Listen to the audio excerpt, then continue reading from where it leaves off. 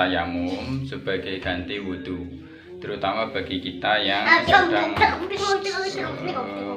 melakukan isolasi mandiri, kemudian dalam kondisi sakit dan tidak bisa menyentuh air, atau bagi panjenengan yang sedang perawatan di dalam rumah sakit, dirawat di rumah sakit karena sakit, kita perlu mengetahui tata cara tayamum sehingga kita bisa bersuci tanpa sebagai ganti karena kita tidak bisa berwudu karena kondisi memang tidak bisa ketika kita terkena air, gitu ya, ataupun sangat sulit, sangat berat ketika kita kena air.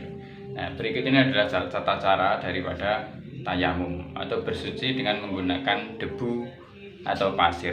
Nah, yang pertama yang harus kita lakukan adalah kita niat, kita berniat dalam hati, ya. Dalam hati kita niat bahwa kita ini mau bersuci, bahwa kita mau bersuci, saya mau sholat, saya bersuci karena Allah, karena saya mau sholat. Itu cukup kita niatkan di dalam hati.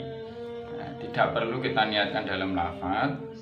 Kita cukup niatkan dalam hati bahwa kita mau bersuci, kita mau tayamum ya, sebagai pengganti wudhu karena kita mau sholat. Nah, ini tata caranya begini.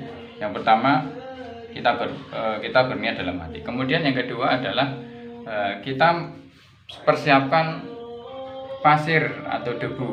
Sebenarnya ketika kita di luar, kita isolasi mandiri di rumah, kita bisa menyiapkan itu. Tapi ketika kita kondisi sulit, sedang isolasi sendiri di dalam kamar, di dalam rumah sakit misalnya, kita tidak mungkin mencari pasir, tidak mungkin mencari debu, maka kita mencari tempat yang kira-kira di sana ada debu, misalnya dinding. Misalnya ini adalah dinding yang ada di dalam rumah sakit. Nah, dinding ini kita perkirakan ada debunya yang menempel di sana. Nah, maka yang kita lakukan setelah tadi kita berniat, maka kita menempelkan kedua tangan kita, telapak tangan kita begini ya, di dinding yang di sana ada, yang kita kira-kira itu ada debunya, gitu ya. Kita tempelkan begini ya. Misalnya setinggi ini ya, kita setinggi ini. Nah, kita ingat-ingat tempat kita menempelkan tangan, kita ingat-ingat, oh di sini. Nah, oke. Pertama kita tempelkan begini, kemudian yang kedua apa? Yang kedua, kita angkat tangan kita, tidak perlu ditiup, tidak perlu diketek-ketek karena di sini debunya tidak banyak.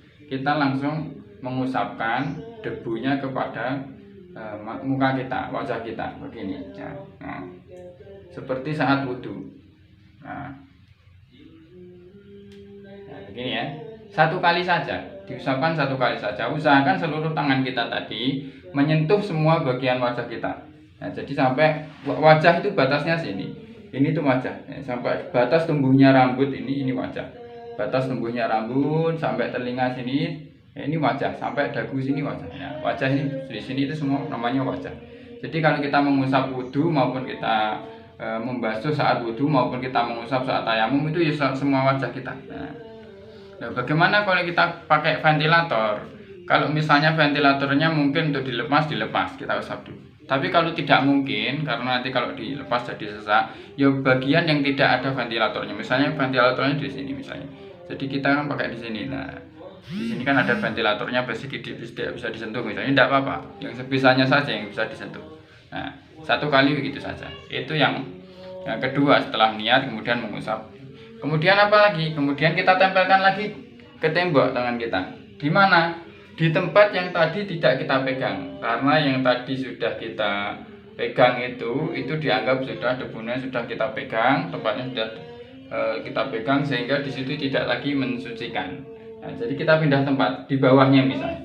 Nah, di bawahnya. Di bawahnya. Kalau tadi kan di sini ya. Nah, ini sekarang di bawahnya.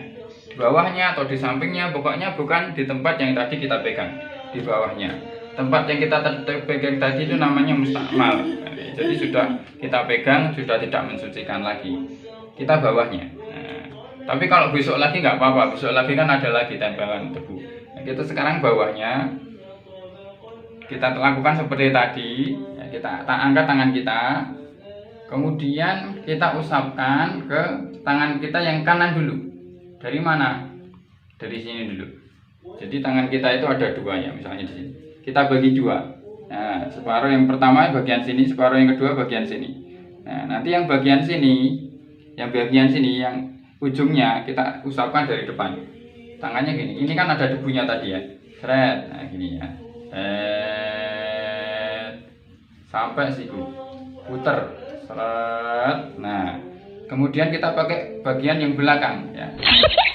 Ke atas ini, sampai sini. Sudah. Berarti tadi kita bagi dua kan, yang pertama yang ini, bagian pertama yang atas ini ya. Yang atas ini itu untuk mengusap ini. Dari sini. Sampai siku. Ini, kemudian kita putar, ini diputar. Bisa tangan ini yang diputar, bisa tangannya ini yang diputar. Untuk telapak tangan yang diputar. Nah, gini kan. Nah, intinya begini. Kemudian karena yang debunya tadi yang sini kan sudah dipakai usap, tinggal yang sini kan, nah, tinggal sini diusap ke atas. Nah, gini. Nah, sudah selesai. Jadi tayamum hanya dilakukan dengan cara seperti itu. Tidak mengusap kaki, tidak mengusap telinga dan rambut. Cukup tayamum itu hanya mengusap kepala, kemudian kedua tangan kita dengan debu atau pasir. Nah, demikian tata cara tayamum ketika kita dalam kondisi yang sulit, tidak bisa. Tayamumnya yang kita lakukan ketika kita tidak mungkin berwudu dengan air. Ya, entah itu karena kita nggak bisa dapat air maupun karena kita nggak kesulitan untuk, atau kalau kena air kita malah sakit itu. Kemudian kalau memungkinkan lagi cari pasir. Kalau tidak mungkin cari pasir ya kita pakai ditempelin ke tembok tadi di tempat-tempat yang memungkinkan ada debunya. Baik, demikian tadi panduan untuk bertayamum. Semoga bermanfaat untuk kita semuanya. Semoga ini bisa membantu panjenengan semua yang sedang isolasi, utamanya yang ada di rumah sakit yang memang sangat terbatas sekali kondisinya. Semoga bermanfaat. Assalamualaikum warahmatullahi wabarakatuh.